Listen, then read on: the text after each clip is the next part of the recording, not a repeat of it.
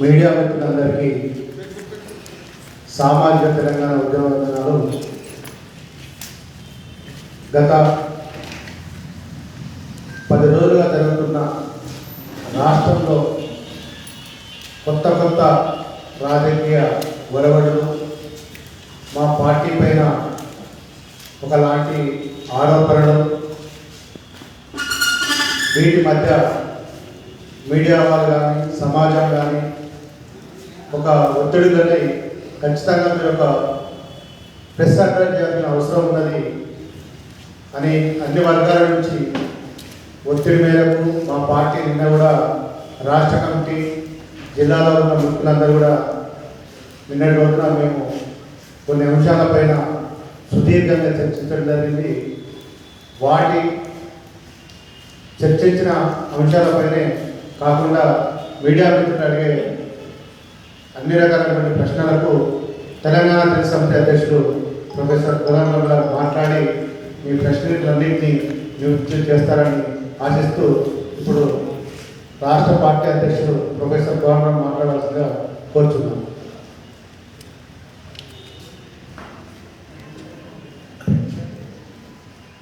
Media మిత్రులకు స్వాగతం. అందరికీ పేరు పేరున వందనం. ఇవాళే బోనాల పండుగ ప్రారంభమైంది. ఈ సందర్భంగా 50 మంది తెలంగాణ ప్రజలకు బోనాలు శుభాకాంక్షలు తెలియజేస్తున్నాం. తల్లులు తెలంగాణకు శుభం చేకూర్చాలని వారికి మొక్కుతున్నాం. తెలంగాణ బోనాల పండుగ నిర్వహించుకునే సందర్భంగా అందరూ కూడా ఈ కరోనా జాగ్రత్తలు పాటించాలని కూడా తెలంగాణ జనశక్తి తరఫున ప్రతి ఒక్కరికి మేము పేరున విజ్ఞప్తి చేస్తాం. కరోనా ఇంకా సెకండ్ వేవ్ పోనే లేదు, 3వ వేవ్ భయం కూడా పొంచి ఉన్నది అనే మాట డాక్టర్లు అంటున్నారు. కాబట్టి మనం చాలా జాగ్రత్తగా ఉండవలసిన అవసరం ఉంది. పండుగలు జరుపుకోవాలి, కానీ కరోనా జాగ్రత్తను కూడా పాటించాలని అందరికీ విజ్ఞప్తి.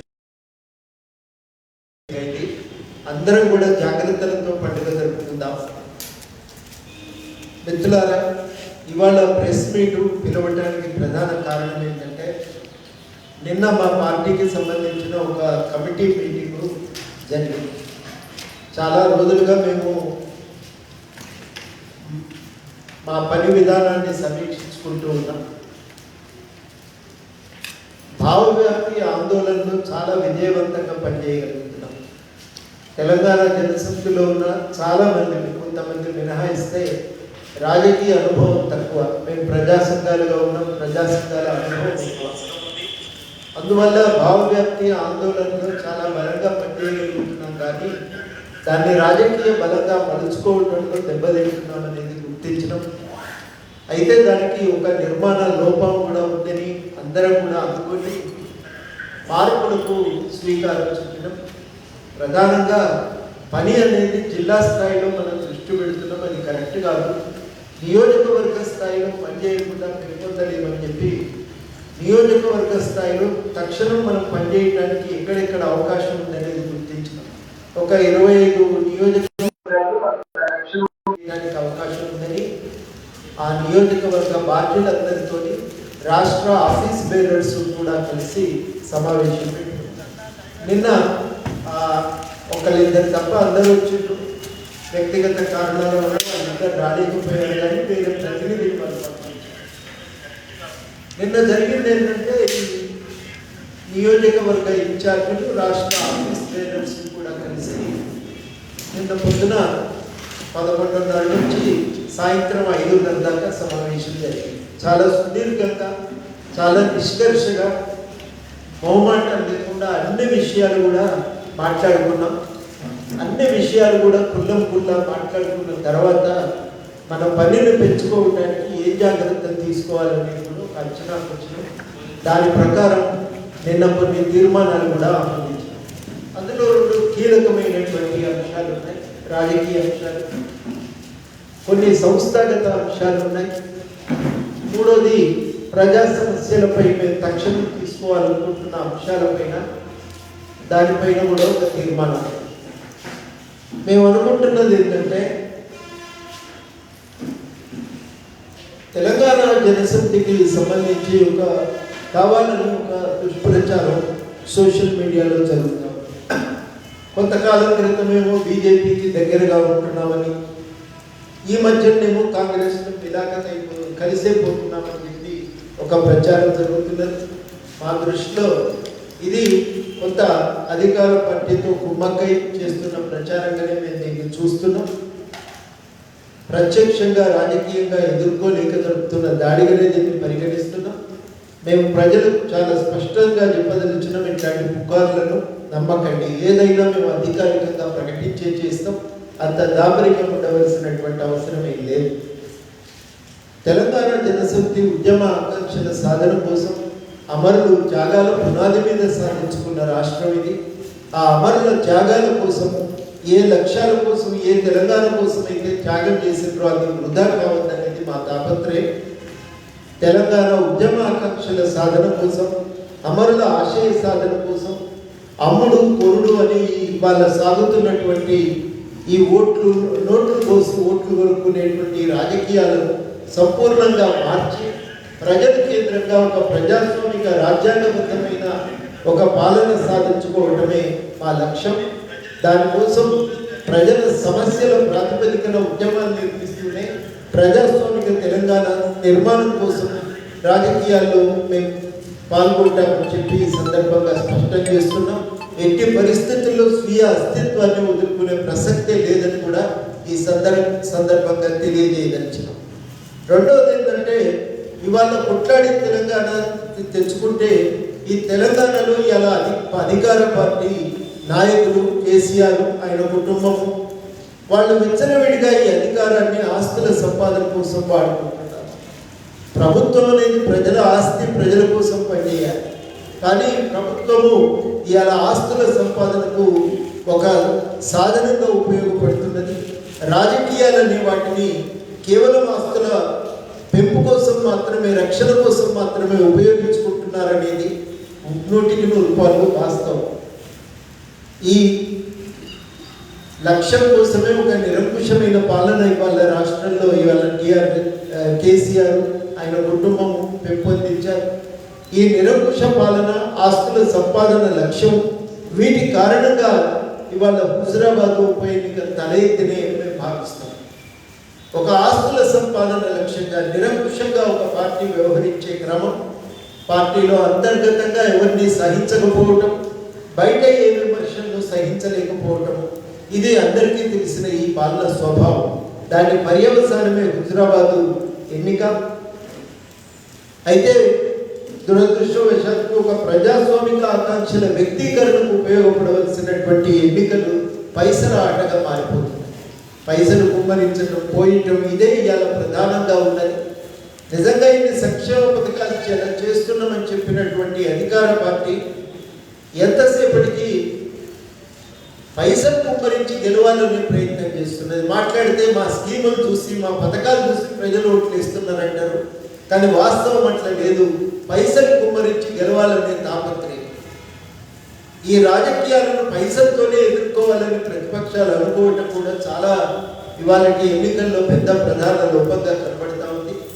ఇది పైసలతో ఎదుర్కొనేది కాదు. అధికారాన్ని ఒక అప్రజాస్వామిక ధోరణితో స్వంత ఆస్తుల కోసం ఉపయోగించుకుంటున్న సమయాన ప్రజల కేంద్రంగా ప్రజా సంక్షేమమే లక్ష్యంగా రాజకీయాలను నిర్మించకుండా ఎదుర్కోవటం అనేది సాధ్యం కాదని చెప్పి మేము బలంగా నమ్ముతూ ఉన్నాం. అట్లా ఈ ఎన్నికల్లో ప్రజల కేంద్రంగా జరిగే రాజకీయాలను నిలబెట్టడం కోసం, డబ్బులు మాత్రమే నమ్ముకునే రాజకీయాలకు బుద్ధి చెప్పడం కోసం మేము కూడా ఈసారి ఎన్నికల్లో నిలబడాలని ఒక నిర్ణయానికి వచ్చినాం. అది కూడా ఇవాళ నిన్న జరిగినటువంటి చర్చల్లో మాట్లాడుకున్న తర్వాత నిర్ణయం తీసుకోవడం జరిగింది. ఇక నిర్మాణ విషయానికి వస్తే రాష్ట్ర వ్యాప్తంగా అన్ని నియోజకవర్గాలకు కూడా ఇన్ఛార్జీలను క్రమక్రమంగా మనం ఏర్పాటు చేసుకోవాలని, విద్యార్థి, యువజన, రైతు, మహిళా సంఘాలను, అనుబంధ సంఘాలను వెంటనే నిర్మించుకోవాలని, తర్వాత పార్టీ ప్లీనరీని కూడా ఆగస్టు నెలాఖరికల్లా జరుపుకోవాలి. ప్లీనరీ అనేది తెలంగాణ జనశక్తి రాజ్యాంగం ప్రకారం అత్యున్నత సంస్థ, జనరల్ బాడీ మీటింగు. ఈ ప్లీనరీలోనే అన్ని నిర్ణయాలు తీసుకుంటాం. ఆ ప్లీనరీ సమావేశం కూడా ఆగస్టు ఆఖరిగా జరుపుకోవాలని చెప్పి ఈలోగా తెలంగాణలో తలెత్తుతున్న ప్రజల సమస్యల పునాది మీద మనం ఎంచుకున్న నియోజకవర్గాల్లో పనిని స్థానిక అంశాలను కూడా జోడించుకొని చేయాలని చెప్పి నిన్న నిర్ణయం జరిగింది. ఒక 4 అంశాల మీద నిన్న తీర్మానం కూడా చేసినాం. ఒకటి, నిరుద్యోగ సమస్య. మీరు ఇవాళ చూసిండ్రు, క్యాడర్ స్ట్రెంత్ గుర్తించడానికి ఇన్ని ఏళ్ళు బట్టి ఇవాళ మొట్టమొదటిసారి ప్రభుత్వం మేల్కొని క్యాడర్ స్ట్రెంత్ను లెక్కలోకి తీయమని చెప్పి అడుగుతున్నదంటే ఉద్యోగాల భర్తీ విషయంలో ప్రభుత్వం ఎంత నిర్లక్ష్యంగా ఉందో ఊహించాలి. జోనల్ వ్యవస్థ ఏర్పాటు ఆలస్యం, దానికి సవరణలు ఆలస్యం, 7 ఏళ్ళు బట్టి ఇవాళ మేల్కొని క్యాడర్ స్ట్రెంత్ లెక్కలు తీయమని చెప్పి గవర్నమెంట్ అడుగుతున్నది. క్యాడర్ స్ట్రెంత్ తీరితే తప్ప మండల వారీగా, జిల్లాల వారీగా ఉన్న పోస్టులు ఎన్ని, మంజూరైన పోస్టులు ఎన్ని, ఖాళీలు ఎన్ని అనేది ఫైనల్ లెక్క రాదు. దానికి తోడు ప్రమోషన్లు కూడా జరగాలి. జరిగితే తప్ప ఇంతవరకు మనము 1,90,000 అనుకుంటున్నాం, కానీ 3 లక్షల దాకా కూడా క్యాడర్ ఖాళీలు తిరిగే అవకాశం ఉందని ఒక అనుమానం కలుగుతూ ఉంది అని వార్తలు చూస్తూ ఉంటే. అయితే ప్రభుత్వం మాత్రమే ఖాళీలను భర్తీ చేయటం లేదు. ప్రైవేట్ రంగంలో భర్తీకి షెడ్యూల్ విడుదల చేయాలని చెప్పి మేము డిమాండ్ చేస్తున్నాం. విద్యార్థి యువజన సమితి ఆధ్వర్యంలో ఈ అంశంపై కార్యాచరణ తీసుకోవాలని మీరందరూ కూడా చూసిండ్రు. మొన్న కొండల్ అనేటువంటి యువకుడు నాగర్ కర్నూలు జిల్లా తాడిపత్రి గ్రామంలో ఆయన ఆత్మహత్య చేసుకున్నాడు.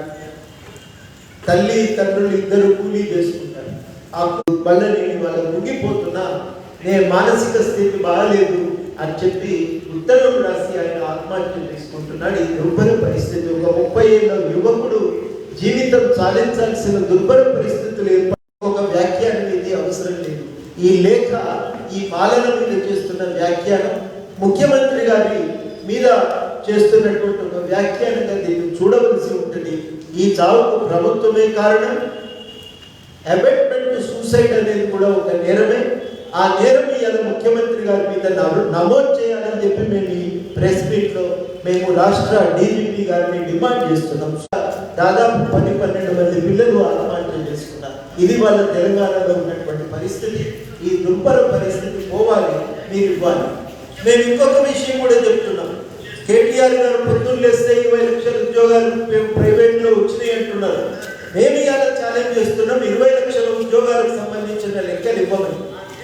ఏ లెక్కలు చూసినా 90,000కు మించి రాష్ట్రం ఏర్పడిన తర్వాత కంపెనీలలో ప్రైవేట్లో ఉద్యోగాలు రాలేదు. తప్పుడు లెక్కలు ఎందుకు చెప్తారని చెప్పి మేము ప్రభుత్వాన్ని నిలదీస్తున్నాం. స్థానిక ఉద్యోగాలు స్థానికులకే రిజర్వ్ చేస్తూ మీరు వెంటనే ఆర్డర్ తీసుకురావాలని ప్రభుత్వాన్ని డిమాండ్ చేస్తున్నాం. రెండోది, ఈ పెట్రోల్ డీజిల్ రేట్లు ఆర్థిక వ్యవస్థను చిన్నాభిన్నం చేస్తున్నాయి. సామాన్యుల జీవితాలతో ఆటలాడుకుంటున్నందువల్ల వాళ్ళు సంక్షోభాన్ని ఎదుర్కొంటున్నారు. ఈ నేపథ్యంలో పెట్రోల్ డీజిల్ ధరల తగ్గింపు కోసం అన్ని స్థాయిల్లో బాధితులందరినీ కలుపుకొని కార్యాచరణ నిర్వహించాలని చెప్పి నేను అనుకున్నాం. మేము పెట్రోల్ డీజిల్పై వివరమైన నోటు విడుదల చేయవచ్చినాం.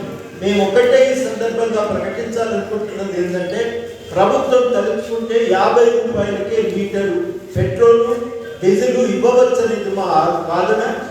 కాబట్టి ప్రభుత్వం వాళ్ళు ఇస్తున్నటువంటి ఈ రేట్లను వెంటనే తగ్గించాలని కూడా మేము ఈ సందర్భంగా విధ్వంసం చేస్తున్నారు. పీడీ యాక్ట్ పెట్టి జైళ్లలో పెడుతున్నారు. ఇప్పటికే మేము ఇతరులతో కలిసి కార్యక్రమం కొనసాగించాలని చెప్పి కూడా విజ్ఞప్తి చేస్తున్నాం. 4వ అంశం ఏంటంటే కృష్ణా జలం. కృష్ణా జలాలకు సంబంధించి ఆంధ్రప్రదేశ్ ప్రభుత్వం దోపిడీ చేసుకుంటే ఈయన వారితో కుమ్మక్కయ్యారు ముఖ్యమంత్రి గారు. మీరు బేసిన్లు లేవు, బేసిజాలు లేవన్నాడు. అసలు రాయలసీమను రత్నాలసీమ చేస్తా అన్నాడు. గోదావరి నీళ్ళు తెచ్చుకుందాం, కృష్ణ నీళ్లు మీరు వాడుకోవచ్చు అన్నాడు. అన్ని అని వాళ్ళు ప్రాజెక్టు కట్టుకోవడానికి అనుమతులు ఇచ్చి అవతలి కాంట్రాక్టర్ల లాభాపేక్షను పరిపూర్తి చేయడానికి ఈయన ఆంధ్రప్రదేశ్లో కుమ్మక్కై ఇవాళ మాటలు యుద్ధం తెలుపుతున్నారు. మేము ప్రభుత్వాన్ని డిమాండ్ చేసి ప్రజలకు చెప్పే పిలుపు ఏంటంటే, ఒకప్పుడు ఈ ప్రాజెక్టులన్నింటినీ ప్రజల పోరాటాలే మనకు సాధించి పెట్టినాయి. ఇవాళ కూడా మళ్ళీ జలసాధన ఉద్యమాలతోనే మనల్ని మనం కాపాడుకోగలం. ఆ జలసాధన ఉద్యమానికి ఇవాళ ప్రజలను సమాయత్తం చేయడానికి మేము కదలాలని, కలిసి వచ్చే అన్ని శక్తులను కలుపుకోవాలని చెప్పి కూడా ఒక నిర్ణయం తీసుకున్నాం. ఇవాళ రీడిజైన్ పేరుతో ప్రభుత్వం మనల్ని చాలా ఉన్న ప్రాజెక్టులను కూడా సరిగ్గా పూర్తి చేయలేకపోయింది. వాటిని కూడా మనం సరిగ్గా సామర్థ్యాన్ని పెంచి అమలు చేయాలనే డిమాండ్ని సాధించుకోవాలి. సాధారణ ఇవాళ మేము ప్రభుత్వం ముందు పెడుతున్నటువంటి డిమాండ్ ఏంటంటే కృష్ణా జలాల్లో మన వాటాను, న్యాయమైన మన వాటాను సాధించాలి. రెండవది ఎస్ఎల్బిసి సొరంగం పనులు వేగం చేయాలి. మహబూబ్ నగర్ జిల్లాలో కృష్ణానదిపై ఉన్న ఎత్తిపోతల పథకం సామర్థ్యాన్ని పెంచి వాటిని వెంటనే పూర్తి చేయాలని డిమాండ్ చేస్తున్నాం. అదేవిధంగా జూరాల ప్రాజెక్టు నుంచి పాలమూరు రంగారెడ్డి ఎత్తిపోతల రెండవ ప్రాజెక్టు కూడా మొదలుపెట్టి పడబట్టి మహబూబ్ నగర్కు, నారాయణపేటకు నీళ్లు ఇవ్వాలని కూడా డిమాండ్ చేస్తున్నాం. ఈ కార్యక్రమాల విషయంలో హైదరాబాద్ నుంచి రాజోని బండ వరకు కూడా యాత్ర నిర్వహించాలని, అక్కడి నుంచి శ్రీశైలం దాకా కూడా యాత్ర కొనసాగించాలని చెప్పి మేము అనుకుంటున్నాం. ఇవి నేను తీసుకున్నటువంటి నిర్ణయాలు. చాలా క్షుణ్ణంగా అన్ని విషయాలపై నిన్న చాలాసేపు చర్చ జరిగింది కాబట్టి ఇవాళ ఉదయమే పండుగ ఉన్నా ఇవాళ ఈ ప్రెస్ కాన్ఫరెన్స్ ఈ ఉదయం పెట్టాల్సినటువంటి అవసరం ఏర్పడ్డది.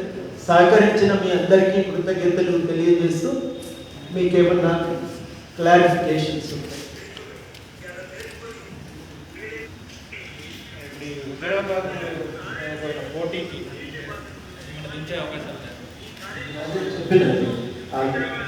పోటీ చేయాలి. ఇప్పుడు మేమనేది ఏంటంటే ప్రభుత్వం యొక్క నిరంకుశ పోకడల వల్ల అధికారాన్ని కేవలం ఆస్తుల సంపాదన కోసం ఉపయోగించేటువంటి స్వభావం వల్ల ఇవాళ ఎన్నిక అనేది వచ్చింది. మీ పాలన సరిగ్గా ఉంటే ఎన్నిక వచ్చేది కాదు. ఇది నిజంగా కూడా చాలా దురదృష్టకరం. ఏంటంటే కరోనా సమయం, రెండో వేవ్ పోలే, మూడో వేవ్ ప్రమాదం కొంచెం ఉంది, డెల్టా వేరియంట్ అనేది ఇంకా ప్రమాదకరం అనేటువంటి వాదన ఇప్పుడు మనం మాట ఇవాళ ప్రపంచ ఆరోగ్య సంస్థ కూడా చెప్తున్న సమయం ఈ ఎన్నికలు మళ్ళా మనం ఎత్తిస్తుంది. ఒక్క సాగర్ ఎన్నికే మొత్తం తెలంగాణని ఎంత ఇబ్బందుల పాలు చేసిందో మీకు తెలుసు. ఆ తర్వాత హడావిడిగా జరిపిన మున్సిపల్ ఎన్నికలు తెలంగాణలో రెండో వేవ్ తలెత్తడానికి కీలకంగా కారణమయ్యాయి. ఇవాళ ప్రభుత్వం చేసిన తప్పిదం మన మీద ఎందుకు వచ్చింది? ఇవాళ పొద్దున్న లేస్తే తప్పిపోయింది. ఈ పరిస్థితి తెచ్చి దాని వాస్తవానికి ఎదుర్కొనే దగ్గర మనం ప్రజాస్వామికంగా ఇవాళ మరి ప్రతిపక్షాలు ఉండట్లేదు. కాబట్టి ప్రజాస్వామిక ఆకాంక్షలు వినిపించడానికి ఎన్నికలు వేదికగా నిలబడాలనేది మా ఆలోచన. జూన్లన్నీ కంప్లీట్ అయినాయి. 50,000 ఉద్యోగాల భర్తీకి మన ముఖ్యమంత్రి కేసీఆర్ కూడా ప్రకటన చేశారు సార్. అది మీరు నమ్మట్లేదా? కేసీఆర్ను నమ్మే ప్రసక్తే లేదు ఈ విషయం. ఉద్యోగాలు మీరు ప్రకటన చేసిన రోజు రోజు మేము సంతోషిస్తాం. మీరు ప్రకటన చేయటం 50,000 ప్రకటన చేసి 50,000 ఇచ్చినట్టు చేతులు దొరుకుతుంటే కూడా మేము అంగీకరించే ప్రసక్తే లేదు. మా దృష్టిలో ఇవాళ తెలంగాణలో 2,15,000 పోస్టులు ఖాళీ ఉన్నాయి. ఆ 2,15,000 పోస్టులు భర్తీ అయ్యే వరకు మా పోరాటం కొనసాగుతుంది.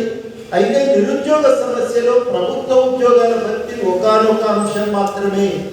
ప్రైవేట్లో ఉన్నటువంటి పోస్టులు స్థానికులకు కల్పించే విధంగా ఒక ఆర్డర్ తీసుకురావాలి. స్థానిక ఉద్యోగాలు స్థానికులకే పరిమితం చేస్తూ ఉత్తర్వులు తేవాలి.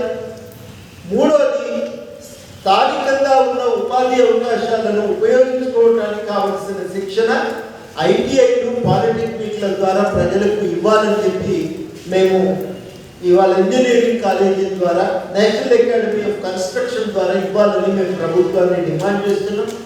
మా ఈ డిమాండ్లన్నింటినీ సాధించుకునేటువంటి కర్తవ్యంగా ఉంటుంది. ఆ లక్ష్య సాధన కోసం మా ప్రయత్నం కొనసాగుతుంది.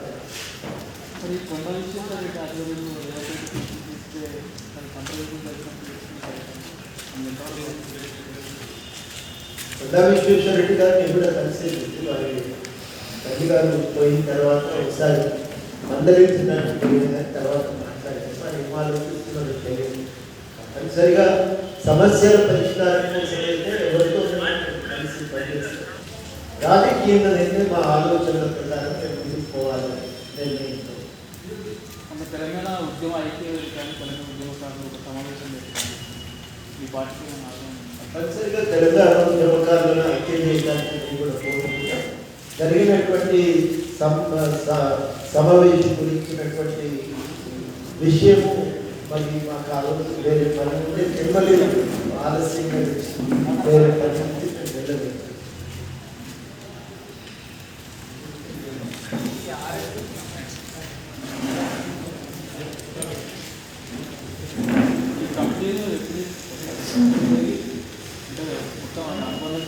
ఇప్పుడు యూత్ కమిటీ దాదాపు పూర్తయిపోయింది. విద్యార్థులు కూడా మేము అనుకున్నాం ఒక వారం లోపల మేము ప్రకటన చేస్తాం. తర్వాత నియోజకవర్గ ఇన్ఛార్జీలు అయితే 25 చోట్ల మేము ఆల్రెడీ నిర్ణయం తీసుకున్నాం. అది కూడా మేము తొందరలోనే ప్రకటన చేస్తాం. రాష్ట్ర కమిటీలు చేయాలా, ప్లీనరీలు చేయాలా అనేది ఉన్నాయి. కాకపోతే ఆల్రెడీ కార్యాచరణ మాత్రం ఎక్కడి వాళ్ళని మొదలు పెడతాం. ప్లీనరీ ఆగస్ట్ అనుకుంటున్నాం. ఈ పరిస్థితులను చూసి హాల్ అవైలబిలిటీ బట్టి రకరకాల జిల్లాల నుంచి ప్రతిపాదనలు వస్తున్నాయి. ఏ జిల్లాలో పెట్టాలనేది కూడా సరే, బీజేపీ నెక్స్ట్ మంత్ నుంచి పాదయాత్ర చేపడుతుంది, కాంగ్రెస్ కూడా పాదయాత్ర చేపడుతుంది. దాని మీద మీ అభిప్రాయం ఏంటి సార్? మీరేమన్నా చెప్పండి అవకాశం ఉందా? ఇప్పుడు సమస్యల ప్రాతిపదికన మాది కూడా కార్యాచరణ ఉంటుంది. విద్యార్థి యువజనులది యాత్రనేమో నిరుద్యోగ సమస్యలు ఉంటాయి. మేము కృష్ణా జలాల సాధన కోసం ఒక యాత్ర అనుకుంటున్నాం. కృష్ణా జలాల సాధన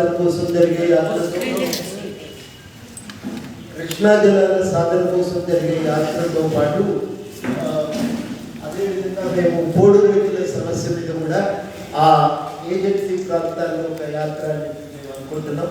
యాత్ర అనేది మనకు సమస్యలపైన ఉన్నటువంటి ఆలోచనలను ప్రజలతో పంచుకోవడానికి, ప్రజలలో ఉన్నటువంటి సమస్యలపైన మన అవగాహన మరింత పెంచుకోవడానికి ఇది ఉపయోగపడాలి. ఆ రీతిలోనే ఈ 3-4 అంశాల మీద యాత్రలు జరుగుతూ ఉంటాయి, సమాంతరంగా జరుగుతూ ఉంటాయి. ఇప్పటి నుంచి అనునిత్యం ఇట్లాంటి కార్యక్రమాలు, యాత్రా కార్యక్రమాలు అనేవి అనునిత్యం జరుగుతూ ఉంటాయని కూడా మేము చెప్తాం.